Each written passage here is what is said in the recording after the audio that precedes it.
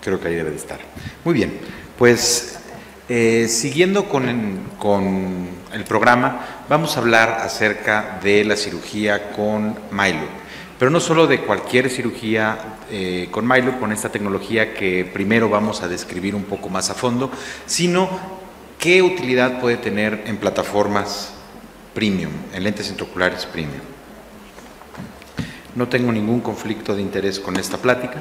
Y primero tenemos que señalar que el MyLoop es un dispositivo de fragmentación de cristalino, como bien comentaron hace un momento, y está constituido por un filamento de nitinol que es autoexpansible, y esto quiere decir que nosotros lo podemos expandir y lo podemos contraer, y esto nos permite, con esa dureza y resistencia que le caracteriza, que podamos hacer secciones aún de los cristalinos más duros. Y esto pues nos permite crear una fragmentación adecuada en aquellos casos en los que tenemos una catarata sumamente densa, sumamente dura, y que tenemos nuestras reservas al respecto de si la vamos a poder sacar por alguna otra técnica alternativa. Está descrito, y más adelante lo vamos a revisar, que aparte tiene algunas ventajas en relación al volumen de fluido que utiliza, al estrés que imprime en las cápsulas y en la zónula, así como en el tiempo que tenemos en toda la resolución de nuestro caso quirúrgico.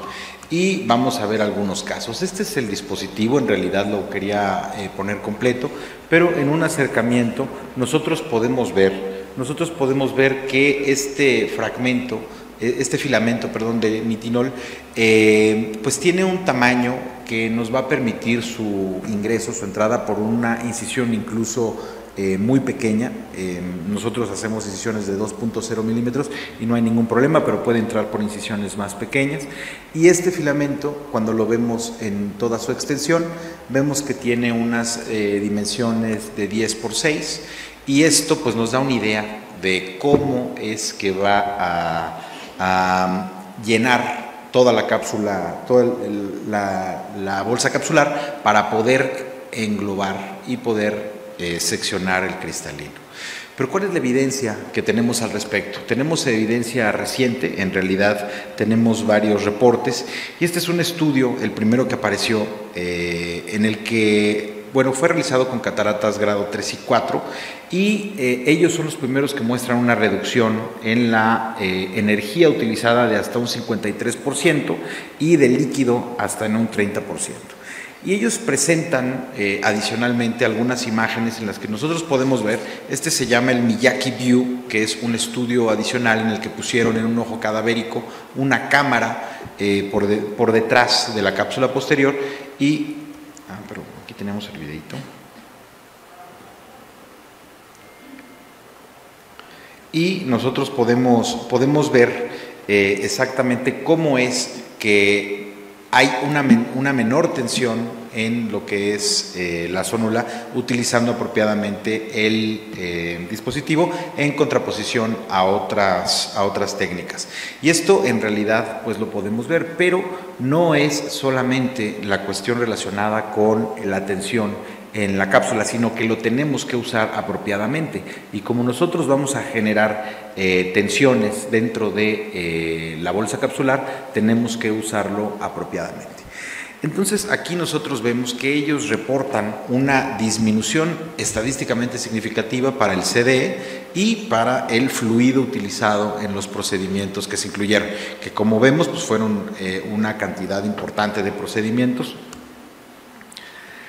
Pero también nos incluyen esta tasa de complicaciones, tanto intraoperatorias como postquirúrgicas, y aquí nosotros podemos ver que no hay una diferencia significativa. Entonces, ¿qué quiere decir esto? Esto quiere decir que ellos reportan que es una técnica relativamente segura, que no tiene una diferencia significativa en términos de complicaciones trans y postquirúrgicas comparado con la cirugía convencional de facomulsificación.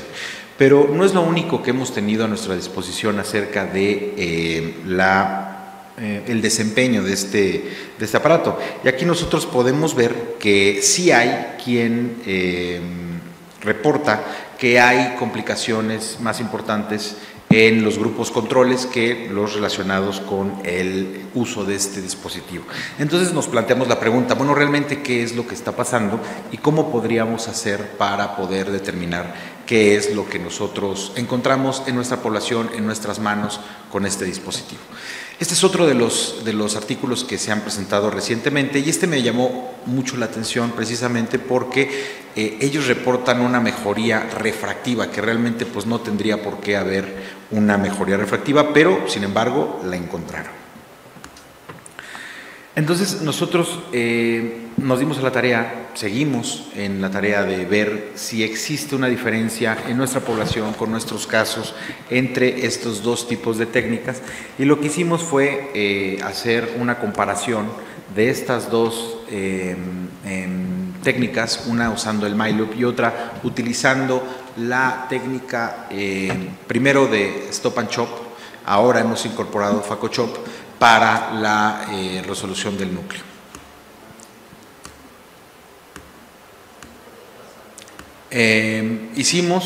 Tenemos dos grupos, tenemos el dispositivo y por otro lado tenemos una cirugía de facomulsificación convencional con Stop and Chop.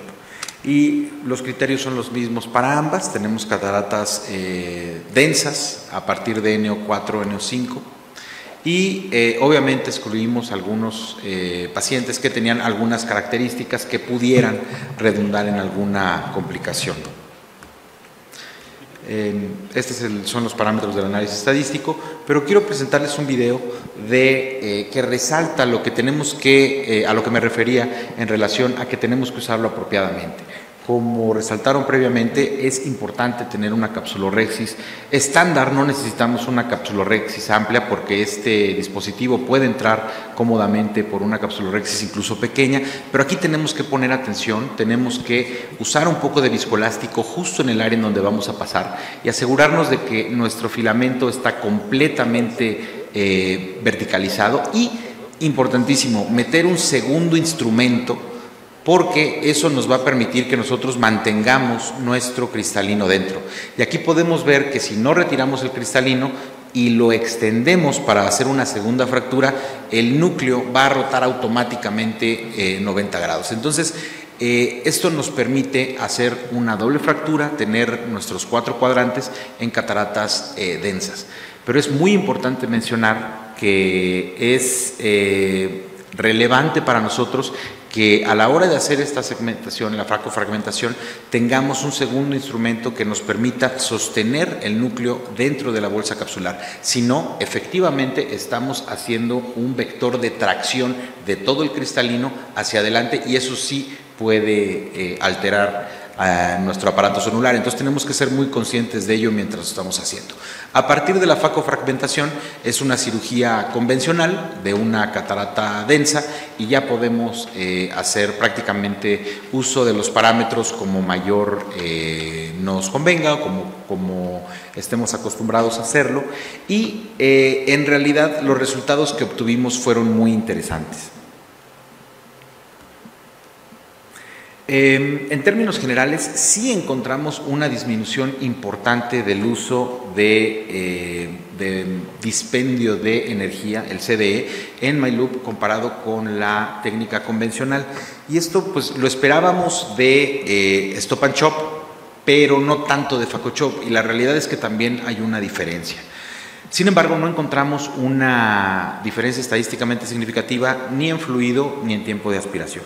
Esto quiere decir que sí es económica en el dispendio de energía, pero no tanto en el resto de los parámetros. Sin embargo, creo que eso es clave y es muy importante porque incluso cuando estamos haciendo FacoChop y nosotros pensamos que ahorramos mucha energía cuando solamente empalamos el núcleo y hacemos nuestro chop, en realidad ese empalamiento que hacemos utiliza energía y por eso es que nosotros vemos ligeramente menos dispendio de CDE utilizando este dispositivo.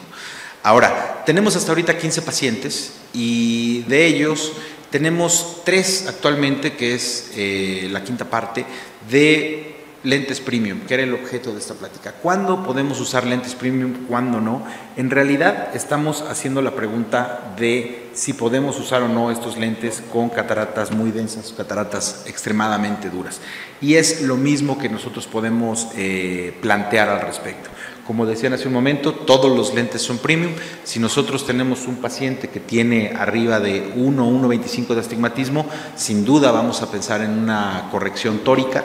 Entonces, esos son los que hemos puesto con mayor frecuencia. Sin embargo, tenemos un paciente con una catarata muy densa en el que pusimos su lente BVT con muy buenos resultados. Pero hay algunas consideraciones que nosotros debemos de guardar cuando vamos a usar un dispositivo de este tipo en lentes premium, en lentes que pretenden ser tanto una solución para presbicia o una estrategia para disminución de astigmatismo prequirúrgico. Primero, tenemos que hacer una evaluación prequirúrgica exhaustiva de nuestro paciente. Algunos de estos pacientes no nos van a permitir una adecuada visualización de polo posterior, pero todo lo que tengamos a la mano y que nos pueda servir para hacer el mejor cálculo del lente intraocular dentro de lo posible, lo debemos de contemplar.